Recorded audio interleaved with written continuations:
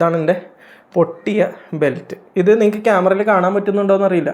ഇതിൻ്റെ പല്ല് എല്ലാം നല്ല കണ്ടീഷനിലാണ്, തേഞ്ഞൊന്നും തുടങ്ങിയിട്ടില്ല. സ്പീഡിൽ വണ്ടികൾ ഇങ്ങനെ വന്നുകൊണ്ടിരിക്കുന്ന ടൈമിലാണ് ഈ ബെൽറ്റ് പൊട്ടുന്നതെങ്കിൽ തീർച്ചയായും പുറകിൽ വരുന്ന വണ്ടി നമ്മളെ ഇടിച്ചിരിക്കും. അപ്പോൾ ഭാഗ്യമുള്ളത് കൊണ്ട് ഞാൻ രക്ഷപ്പെട്ടു. ഏതർ ആപ്പ് ഓപ്പൺ ചെയ്തിട്ട് അതിനകത്തുനിന്ന് എമർജൻസി അസിസ്റ്റൻസ് അല്ലെങ്കിൽ റോഡ് സൈഡ് അസിസ്റ്റൻസ് കോൾ ചെയ്തു. ഇലക്ട്രിക് വാഹനം എന്നല്ല, ഏത് വണ്ടിയാണെങ്കിലും നമുക്ക് എപ്പോഴേലും വല്ല ബ്രേക്ക് ഡൗണോ കാര്യങ്ങളോ എന്തെങ്കിലുമൊക്കെ വന്നു കഴിഞ്ഞാൽ റോഡ് സൈഡ് അസിസ്റ്റൻസ് വളരെ വളരെ യൂസ്ഫുൾ ആയിട്ടുള്ളൊരു സംഭവമായിരിക്കും. Hi guys, welcome back to my channel. എൻ്റെ പേര് നദീം ലത്തീഫ്. സോ കഴിഞ്ഞ ദിവസം എൻ്റെ ഇതർ 450Xൻ്റെ ബെൽറ്റ് പൊട്ടിയിട്ടുണ്ടായിരുന്നു. അതിനുശേഷം നടന്ന സംഭവങ്ങളും കാര്യങ്ങളൊക്കെയാണ് ഇന്നത്തെ വീഡിയോയിൽ ഞാൻ നിങ്ങളായിട്ട് ഷെയർ ചെയ്യാൻ പോകുന്നത്. അപ്പോൾ ഈ വീഡിയോ കാണുമ്പോൾ ആദ്യം തന്നെ കുറേ പേര് പറഞ്ഞു വരും, അതിന് നിൻ്റെ ബെൽറ്റ് പൊട്ടിന് ഇപ്പം ഞങ്ങളോട് എന്തിനാണ് പറയണത്, ഞങ്ങൾ എന്താ ചെയ്യേണ്ടേ എന്നൊക്കെ ഉള്ളത്. ബെൽറ്റ് പൊട്ടണത് വലിയൊരു സംഭവമൊന്നും അല്ലല്ലോ എന്നൊക്കെ. ഈ ബെൽറ്റ് പൊട്ടുന്ന ടൈമിൽ നമുക്ക് ഈ പറയുന്ന പോലെ അപകടം വല്ലതും സംഭവിച്ചോ അല്ലെങ്കിൽ അപകടം സംഭവിക്കാൻ സാധ്യതയുണ്ടോ, പിന്നെ നമ്മൾ എങ്ങനെ റോഡ് സൈഡ് അസിസ്റ്റൻസ് വിളിക്കും, വണ്ടി എങ്ങനെ പിക്കപ്പ് ചെയ്യും, അതിനെത്ര ടൈം എടുക്കും, ബെൽറ്റ് മാറാൻ എത്ര ടൈം എടുക്കും, വണ്ടി എപ്പോൾ കിട്ടും, ബെൽറ്റിന് എത്ര രൂപയാണ്, വാറണ്ടി എത്ര ഉണ്ട് എന്നുള്ള ഡീറ്റെയിലുകൾ പറയാൻ വേണ്ടിയിട്ടാണ് ഞാൻ ഈ ഒരു വീഡിയോ ചെയ്യുന്നത്. കാരണം ഇത് ചിലപ്പോൾ ആർക്കെങ്കിലുമൊക്കെ യൂസ്ഫുൾ ആയിട്ട് വരും. ആർക്കും അങ്ങനെ വരാതെ ഇരിക്കട്ടെ ബെൽറ്റ് പൊട്ടുന്ന കേസ്. ബട്ട് ബെൽറ്റ് പൊട്ടുന്ന കേസ് വന്നാൽ നിങ്ങൾ ഇങ്ങനെ ചെയ്ത് കഴിഞ്ഞ് കഴിഞ്ഞാൽ കുറേ കൂടെ ബെറ്റർ ആയിരിക്കും. അപ്പോൾ കഴിഞ്ഞ ദിവസം ഞാൻ സ്ഥിരം പോകുന്നത് പോലെ കാക്കനാട് ഇൻഫോ പാർക്കിലേക്ക് വണ്ടി ഓടിച്ചു പോകുമ്പോൾ കാക്കനാട് മാവേലിപുരത്ത് വെച്ചാണ് സംഭവം നടക്കുന്നത്. ഞാനിങ്ങനെ വണ്ടി ഓടിച്ചു വരുമ്പോഴത്തേക്കും ഞാൻ നന്ദി പറയേണ്ടത് കാക്കനാട് മാവേലിപുരത്ത് റോഡിന് വട്ടം ക്രോസ് ചെയ്യുന്ന വണ്ടികളാണ്. കാരണം ഈ വണ്ടികൾ ക്രോസ് ചെയ്യുന്ന കാരണം സ്കൂട്ടറുകളും ബൈക്കുകളും കാറുകളൊക്കെ ഇങ്ങനെ സ്ലോ ആക്കി നിർത്തിയിട്ടേക്കായിരുന്നു. അപ്പോൾ ഞാൻ ഫ്രണ്ടിൽ നിൽക്കായിരുന്നു. അപ്പോൾ ഇതിനിടയിൽ വണ്ടി പോയി കഴിഞ്ഞപ്പോഴത്തേക്കും ഏറ്റവും ഫ്രണ്ടിലായിരുന്നുകൊണ്ട് തന്നെ ഞാൻ അത്യാവശ്യം കൈ കൊടുത്ത് തന്നെ വണ്ടി എടുക്കുകയും വണ്ടി നമ്മുടെ കൈ കൊടുക്കുമ്പോഴത്തേക്കും ഇങ്ങനെ കുതിക്കുകയും പെട്ടെന്ന് തന്നെ അതിൻ്റെ പവർ ലോസായി വണ്ടി ഭയങ്കരമായിട്ട് സ്ലോ ആയി നിൽക്കാൻ പോയി. അപ്പോൾ തന്നെ എനിക്ക് കാര്യം മനസ്സിലായി ബെൽറ്റ് പൊട്ടിയതാണ്. പക്ഷേ പലരും പറഞ്ഞതുപോലെ ബാലൻസ് പോയൊന്നുമില്ല, അതുപോലെ തന്നെ വലിയ എമണ്ടൻ സൗണ്ടോ കാര്യങ്ങളോ ഒന്നും കേട്ടില്ല. സംഭവം എന്താണെന്ന് വെച്ച് കഴിഞ്ഞാൽ നമ്മുടെ വണ്ടി പെട്ടെന്ന് അങ്ങോട്ട് സ്ലോ ആവും. അതായത് ഇപ്പോൾ നമ്മളൊരു സ്കൂട്ടർ അല്ലെങ്കിൽ ബൈക്ക് ഓടിച്ചുകൊണ്ടിരിക്കുന്നു, പെട്ടെന്ന് തന്നെ പവർ ഓഫായി പോയി കഴിഞ്ഞാൽ എന്താ സംഭവിക്കുക, ആ ഓടിക്കൊണ്ടിരിക്കുന്ന ഒരു മൊമെൻറ്റം മാത്രമേ വണ്ടിക്ക് ഉണ്ടാവുള്ളൂ, വണ്ടി പെട്ടെന്ന് തന്നെ സ്ലോ ആവും. അപ്പോൾ ഇതിൽ സത്യം പറഞ്ഞു കഴിഞ്ഞാൽ ഭാഗ്യമുള്ളതുകൊണ്ട് വലിയ അപകടമൊന്നും സംഭവിച്ചില്ല. ഇപ്പോൾ ഈ പറയുന്നത് പോലെ വണ്ടി നിർത്തി കിടന്നിരുന്നത് കൊണ്ട് അല്ലെങ്കിൽ നിർത്തിയിട്ടുകൊണ്ട് പുറകിലൊക്കെ വണ്ടികൾ സ്ലോ ആയിരുന്നു. അതേസമയം നമ്മളിങ്ങനെ കണ്ടിന്യൂസ് ആയിട്ട് സീപോർട്ട് എയർപോർട്ട് റോഡ് അറിയാലോ, സ്പീഡിൽ വണ്ടികൾ ഇങ്ങനെ വന്നുകൊണ്ടിരിക്കുന്ന ടൈമിലാണ് ഈ ബെൽറ്റ് പൊട്ടുന്നതെങ്കിൽ തീർച്ചയായും പുറകിൽ വരുന്ന വണ്ടി നമ്മളെ ഇടിച്ചിരിക്കും. അപ്പോൾ ഭാഗ്യമുള്ളത് കൊണ്ട് ഞാൻ രക്ഷപ്പെട്ടു. ഇതുപോലെ രക്ഷപ്പെട്ട പലരും ഉണ്ട്. അതേസമയം ബെൽറ്റ് പൊട്ടിയിട്ട് വീണെന്ന് പലരും പറഞ്ഞ് ഞാൻ കേട്ടിട്ടുണ്ട്. പലരും ലൗഡ് ശബ്ദത്തോടുകൂടെ ഞെട്ടി മേ ബി ആ ഒരു ഇതിൽ പേടിച്ച് പോകുന്നതായിരിക്കണം. അപ്പോൾ അത്രയും ഭയാനകമായിട്ടൊന്നും എനിക്ക് തോന്നിയില്ല. മേ ബി ഞാൻ സേഫായിട്ട് രക്ഷപ്പെട്ടുകൊണ്ടായിരിക്കാം, പുറകിൽ വണ്ടിയൊന്നും ഇല്ലാത്തതുകൊണ്ടായിരിക്കാം. പുറകിൽ വന്ന് വണ്ടി തട്ടിയിരുന്നുവെങ്കിൽ മേ ബി ഇതുപോലെ ആയിരിക്കില്ല ഞാൻ വീഡിയോ ചെയ്യുന്നത്. അപ്പോൾ എനിക്ക് അപ്പോൾ തന്നെ മനസ്സിലായി ബെൽറ്റ് പൊട്ടി. ഞാൻ നേരെ വണ്ടി റോഡ് സൈഡിലേക്കാക്കി റോട്ടിലോട്ട് നോക്കി ബെൽറ്റ് അവിടെ വീണ് കിടപ്പുണ്ട്. പുറകിലുണ്ടായിരുന്ന ആളുകൾ കൗതുകമായിട്ട് ഇങ്ങനെ നോക്കുന്നുണ്ട്. കുറേ പേര് എന്തായാലും ചിരിച്ചിട്ടുണ്ടാവും ഒബ്വിയസ്ലി. അപ്പോൾ ഞാൻ വെറുതെ ആക്സിലറേറ്റർ കൊടുക്കുമ്പോഴത്തേക്കും നമ്മുടെ മോട്ടർ കറങ്ങുന്നുണ്ട്, ആ സൗണ്ട് നമുക്ക് കേൾക്കാം. ബട്ട് ബാക്കിലേക്ക് ഡ്രൈവ് ഇല്ല, കാരണം സെക്കൻഡറി ബെൽറ്റാണ് പൊട്ടുന്നത്, പ്രൈമറി ബെൽറ്റ് പൊട്ടുന്നതായിട്ട് അങ്ങനെ കേൾക്കാറില്ല. അപ്പോൾ എനിക്ക് ഓഫീസിലേക്ക് പോകാൻ വേണം, എനിക്ക് ലീവ് കാര്യങ്ങളൊന്നും എടുക്കാൻ പറ്റില്ല, കാരണം ഞാനിപ്പോൾ നോട്ടീസ് പീരീഡിലാണ്. അപ്പോൾ ഞാൻ എന്ത് ചെയ്തു എന്ന് വെച്ചാൽ ഉടനെ തന്നെ നമ്മുടെ ഏതർ ആപ്പ് ഓപ്പൺ ചെയ്തിട്ട് അതിനകത്തുനിന്ന് എമർജൻസി അസിസ്റ്റൻസ് അല്ലെങ്കിൽ റോഡ് സൈഡ് അസിസ്റ്റൻസ് കോൾ ചെയ്തു. നമുക്ക് ആ ആപ്പ് ഓപ്പൺ ചെയ്ത് കഴിഞ്ഞാൽ അതിനകത്ത് എനിക്ക് തോന്നുന്നു ഒരു സ്പാനർ ഐക്കണോ അങ്ങനെ എന്തോ ഉണ്ട്. അതിൽ വിളിച്ചു കഴിഞ്ഞാൽ നമുക്ക് അപ്പോൾ തന്നെ എമർജൻസി കസ്റ്റമർ കെയർ ആയിട്ട് സംസാരിക്കാൻ പറ്റും. മറ്റ് ഭാഷകളുണ്ടോ എന്നുള്ളത് ഒരു കൺസേൺ ആണ്. പലരും ഇതിനു മുമ്പ് പറഞ്ഞിട്ടുണ്ട് മലയാളമൊന്നും ഇല്ലയെന്ന്. ഇംഗ്ലീഷിലാണ് ഞാൻ സംസാരിച്ചത്. അപ്പോൾ ആദ്യം തന്നെ ഞാൻ വിളിച്ചു, അവരോട് പറഞ്ഞു വണ്ടി റോഡ് സൈഡ് അസിസ്റ്റൻസ് വേണം, ബെൽറ്റ് പൊട്ടിയിട്ടുണ്ട്. അപ്പോൾ അവർ വാട്സാപ്പിൽ വന്നിട്ട് ലൊക്കേഷൻ അയച്ചു കൊടുക്കാൻ പറഞ്ഞു. ഞാൻ ലൊക്കേഷൻ അയച്ചു. കുറച്ച് കഴിയുമ്പോഴത്തേക്ക് അപ്ഡേറ്റ് പറയാമെന്ന് പറഞ്ഞപ്പോൾ ഞാൻ അപ്പോഴത്തേക്കും എൻ്റെ സുഹൃത്തിനെ വിളിച്ചു. കാരണം എൻ്റെ ഫോണിൽ 10% താഴെ ചാർജ് ഉള്ളപ്പോൾ എൻ്റെ സുഹൃത്ത് പവർ ബാങ്കുമായിട്ട് അവൻ വന്നു, അവൻ എൻ്റെ കൂടെ ഉണ്ടായിരുന്നു. എന്നിട്ട് ഞാൻ വെയിറ്റ് ചെയ്തിട്ട് റെസ്പോൺസ് ഒന്നും ഇല്ലാഞ്ഞപ്പോൾ ഞാൻ ഒന്നുകൂടെ വിളിച്ചപ്പോഴത്തേക്കും ഇത്തവണ ഇംഗ്ലീഷാണ് സംസാരിച്ചുകൊണ്ടിരുന്നത്. പക്ഷേ അവർക്ക് മനസ്സിലായി മലയാളിയാണ്. അപ്പോൾ അവർ സാർ മലയാളിയാണല്ലേ എന്ന് പറഞ്ഞിട്ട് നല്ല ഡീലിംഗ് ആയിരുന്നു. അപ്പോൾ പുള്ളി പറഞ്ഞു ഞങ്ങളിത് കൺസേൺ ടീമായിട്ട് ഹാൻഡ് ഓവർ ചെയ്തിട്ട് മാക്സിമം ഒരു 20 മിനിറ്റ്സിനുള്ളിൽ സാറിന് RSയുടെ അപ്ഡേറ്റ് തരാമെന്ന് പറഞ്ഞു. അങ്ങനെ അവർ വെച്ച് കഴിഞ്ഞ് ഒരു 10 മിനിറ്റ് കഴിഞ്ഞപ്പോഴത്തേക്കും കോൾ വന്നു, സാർ RSA അറേഞ്ച് ചെയ്തിട്ടുണ്ട്. ബട്ട് 90 മിനിറ്റ് വരെയാണ് അവർ പറയുന്നത്, അതായത് 1-1.5 മണിക്കൂർ വരെയാണ് അവർ പറയുന്നത്. നമ്മൾ ഓർക്കുക അർബൺ ഏരിയ ആണ്, ഇൻഫോ പാർക്കിലേക്ക് പോകുന്ന സീപോർട്ട് എയർപോർട്ട് റോഡ്. അപ്പോൾ 90 മിനിറ്റോളം എടുക്കും എന്ന് അവർ പറഞ്ഞു. അപ്പോൾ ഞാൻ അവരോട് ചോദിച്ചു അതുവരെ ഞാൻ എന്താ ചെയ്യുക, എനിക്ക് ജോലിക്ക് പോകാതെ വഴിയില്ല എന്ന് പറഞ്ഞപ്പോഴത്തേക്ക് അവർ പറഞ്ഞു അടുത്ത ആരെങ്കിലും ഫ്രണ്ട്സോ ആരെങ്കിലും വീടുണ്ടെങ്കിൽ സാർ അവിടെ കയറ്റി വെച്ചേക്കും. അപ്പോൾ ഞാൻ ചോദിച്ചു ഇവിടെ കടകളാണോ ഉള്ളത്, അപ്പോൾ ഏതെങ്കിലും ഒരു കടയിൽ കയറ്റി വെച്ചാൽ മതിയോ എന്ന് വെച്ചപ്പോഴത്തേക്കും അവർ പറഞ്ഞു മതി സാർ, കുഴപ്പമൊന്നുമില്ല എന്ന് പറഞ്ഞു.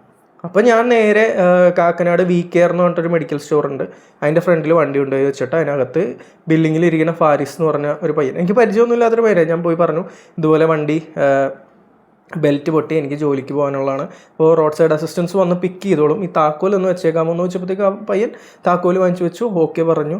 ഞാൻ എൻ്റെ സുഹൃത്തിൻ്റെ വാഹനത്തിൽ കയറി നേരെ ഓഫീസിലേക്ക് യാത്രയായി. ഓഫീസ് എത്താറായപ്പോഴത്തേക്കും റോഡ് സൈഡ് അസിസ്റ്റൻസിൽ നിന്ന് ഒരു ചേട്ടൻ വിളിച്ചിട്ട് വണ്ടി എവിടെയാണ് വെച്ചേക്കണതെന്ന് ചോദിച്ചു. ഞാൻ ആ നമ്പറിൽ വാട്സാപ്പിൽ ആ മെഡിക്കൽ സ്റ്റോറിൻ്റെ നമ്പർ അയച്ചു കൊടുത്തു.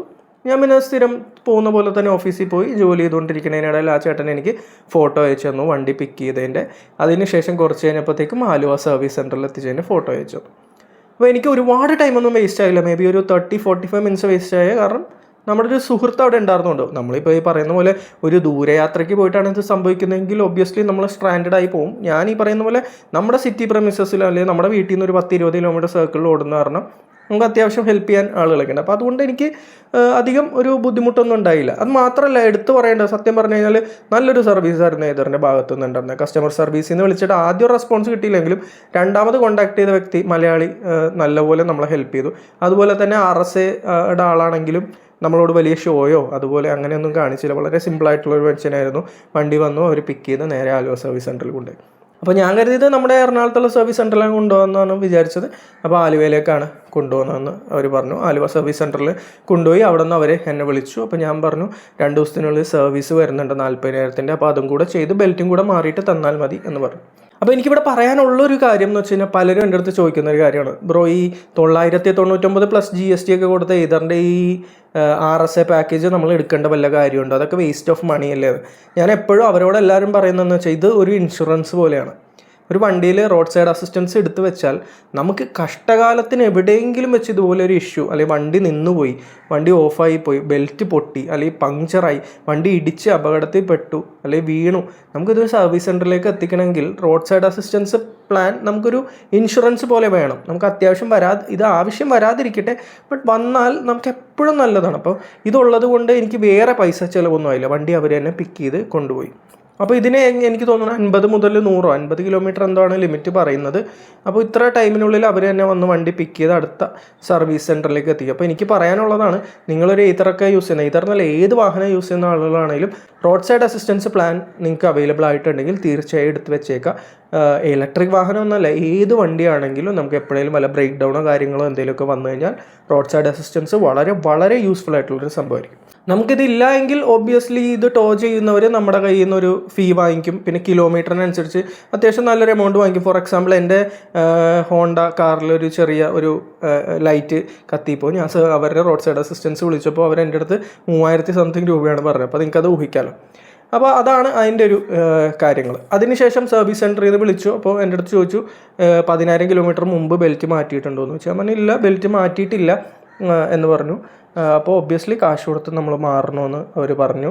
ബെൽറ്റിന് എത്ര രൂപയാവുമെന്ന് ചോദിച്ചപ്പോഴത്തേക്കും പറഞ്ഞു ബെൽറ്റും ലേബർ കോസ്റ്റും എല്ലാം അടക്കം 3600 രൂപയോളം വരും എന്നാണ് പറഞ്ഞത്.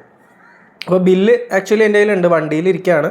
ടോട്ടൽ എനിക്ക് സർവീസും ഇതും കഴിഞ്ഞിട്ട് വന്ന ടോട്ടൽ ബില്ല് 4259. അതിൽ 767 രൂപ നമ്മുടെ ജനറൽ സർവീസും ഏകദേശം 3500 രൂപ നമ്മുടെ ബെൽറ്റിനും. അപ്പോൾ നമ്മുടെ പ്രൈമറി ബെൽറ്റൊന്നും അങ്ങനെ പൊട്ടാറില്ല. ചെറിയ ബെൽറ്റ് മെയിനായിട്ട് എല്ലാവരും പൊട്ടുന്നത് സെക്കൻഡറി ബെൽറ്റാണ്. ആ ബെൽറ്റ് പൊട്ടിക്കഴിഞ്ഞാൽ ആ ബെൽറ്റിനും അത് മാറാനും എല്ലാത്തിനും കൂടെ ആയിട്ട് ഈതറിൽ നിന്ന് ഈടാക്കുന്നതാണ് 3500 രൂപയോളം വരുന്നത്. മുമ്പ് ഇത് 4000 ആയിരുന്നു, ഇപ്പോൾ അത് കുറഞ്ഞിട്ടാണ് ഈ ഒരു റേറ്റിലേക്ക് വന്നത്. അങ്ങനെ ഞാൻ കഴിഞ്ഞ ദിവസം പോയി സർവീസ് സെൻറ്ററിൽ പോയി ബെൽറ്റ് മാറി. എനിക്ക് പുതിയ തന്നെ ജനറേഷൻ 2ൻ്റെ ബെൽറ്റ് അവർ ഇട്ട് തന്നു. ഇനി ഞാൻ നിങ്ങൾക്ക് പൊട്ടിയ ബെൽറ്റ് കാണിച്ചു തരാം. ഇതാണ് എൻ്റെ പൊട്ടിയ ബെൽറ്റ്. ഇത് നിങ്ങൾക്ക് ക്യാമറയിൽ കാണാൻ പറ്റുന്നുണ്ടോ എന്നറിയില്ല. ഇതിൻ്റെ പല്ല് എല്ലാം നല്ല കണ്ടീഷനിലാണ്, തേഞ്ഞൊന്നും തുടങ്ങിയിട്ടില്ല പല്ല്. പക്ഷേ ഇവിടെയാണ് പൊട്ടിയേക്കുന്നത്. ഇതിങ്ങനെ വലിഞ്ഞ് പൊട്ടിയേക്കുന്ന പോലെയാണ് പൊട്ടിയേക്കുന്നത്. പല്ലൊന്നും തേയ്മാനവും കാര്യങ്ങളൊന്നും വന്നിട്ടില്ല. ഇതെനിക്ക് തോന്നുന്നു ഞാനത് ഒരു 25 കിലോമീറ്ററോളം ആയപ്പോഴാണ് അന്ന് ബെൽറ്റ് ഇഷ്യൂ സൗണ്ടൊക്കെ കാരണം അവരെനിക്ക് മാറ്റി തന്നത്. ഇത് ഒരു 10-15,000 കിലോമീറ്റർ ലാസ്റ്റ് ചെയ്തിട്ടുള്ളൂ. അത്രയും ലാസ്റ്റ് ചെയ്താൽ പോരാ. മേ ബി ഞാൻ പഴയ അത്രയും കെയർ ചെയ്യാത്തതുകൊണ്ടായിരിക്കും. ഞാനിപ്പോൾ പഴയതുപോലെ ഗ്രീസിങ്, ക്ലീനിങ് അങ്ങനത്തെ കാര്യങ്ങളൊക്കെ വളരെ വളരെ കുറവാണ് ചെയ്യുന്നത്. സർവീസ് ചെയ്യുന്നത് ഇത് വരിഞ്ഞ് പൊട്ടിയതുപോലെയാണ്. ഞാൻ പഴയതുപോലെ ഇപ്പോൾ അത്ര സ്ലോ ആയിട്ടോ അല്ലെങ്കിൽ ഒരു 40 പിടിച്ചല്ലോ ഓടിക്കുക. ഞാനിപ്പോൾ ആക്സിലറേഷനൊന്നും അങ്ങനെ ശ്രദ്ധിക്കാറില്ല. ഇപ്പോൾ ആ പൊട്ടുന്ന ടൈമിൽ വരെ ഞാൻ ഫുൾ ത്രോട്ടിൽ കൊടുത്തിട്ടാണ് വണ്ടി എടുത്തത്. അപ്പോൾ എനിക്ക് പേഴ്സണലി തോന്നിയ ഒരു കാര്യം എന്ന് വെച്ച് കഴിഞ്ഞാൽ, നമ്മൾ അത്യാവശ്യം കൈ കൊടുത്ത് എയ്തറൊക്കെ ഓടിക്കുന്നവരാണെങ്കിൽ ബെൽറ്റിൻ്റെ ലൈഫ് കുറയാനുള്ള സാധ്യതകളുണ്ട്. കാരണം ഇപ്പോൾ പറയുന്ന പോലെ ഇതൊരു സാധാരണ പെട്രോൾ വാഹനമല്ല, ഇതൊരു ഇലക്ട്രിക് വാഹനമാണ്. ബാക്ക് വീലിൽ വരുന്ന ടോർക്ക് വളരെ കൂടുതലായിരിക്കും. എന്നാലും ഈ പറയുന്ന പോലെ ബെൽറ്റ് 15,000 ഒന്നും ലാസ്റ്റ് ചെയ്താൽ പോരാ. ഒരു 25,000 30,000 ഒക്കെ തീർച്ചയായും ലാസ്റ്റ് ചെയ്യേണ്ടതാണ്. ജനറേഷൻ 2 ബെൽറ്റാണ് എന്ന് കൺസിഡർ ചെയ്യുമ്പോഴത്തേക്കും. അപ്പോൾ ഞാൻ വേറെ എന്തെങ്കിലും കാര്യങ്ങൾ വിട്ടു പോയിട്ടുണ്ടോ എന്ന് എനിക്കറിയില്ല. ഇനി നിങ്ങളാണ് നാളെ ഒരു ദിവസം നിങ്ങൾ ഈ വാഹനം ഓടിച്ചുകൊണ്ടിരിക്കുന്ന ടൈമിൽ ഇതുപോലെ ബെൽറ്റ് വല്ലതും പൊട്ടുകയാണെങ്കിൽ പേടിക്കാതിരിക്കുക. ഇപ്പോൾ തന്നെ നിങ്ങൾ എല്ലാവരും RSA പാക്കേജ് എടുത്ത് വെച്ചേക്കുക. 1000+ GST, എനിക്ക് തോന്നുന്നു 1180 രൂപ എന്താണ് ആവുക, എടുത്ത് വെച്ചേക്കാം ഒരു ഇൻഷുറൻസ് എന്നുള്ള രീതിയിൽ. നാളെ എന്തെങ്കിലും വണ്ടി റോട്ടിലൊക്കെ നിന്ന് പോവുകയാണെങ്കിൽ വേറെ പൈസ ചിലവൊന്നുമില്ലാതെ നമുക്ക് വണ്ടി സർവീസ് സെൻറ്ററിൽ എത്താൻ സാധിക്കും.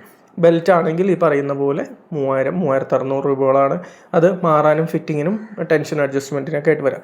ഇനി വേറെ ബെൽറ്റ് ഒന്നും പുറത്തുനിന്ന് കിട്ടുന്നില്ല എന്ന് പലരും നമ്മുടെ അടുത്ത് ചോദിക്കും. അപ്പോൾ ഈ ഒരു ബെൽറ്റ് പൊട്ടി ഞാനിത് വാട്സാപ്പ് സ്റ്റാറ്റസ് ഇട്ടപ്പോൾ ആദ്യം റിപ്ലൈ വന്നത് എയ്തറിൻ്റെ ബെൽറ്റ് സപ്ലൈ ചെയ്യുന്നു എന്ന് പറഞ്ഞ് ഈ അടുത്തൊരു പയ്യൻ എനിക്കൊരു നമ്പർ തന്നിട്ടുണ്ട്. അത് ആ പുള്ളിയുടെയാണ്.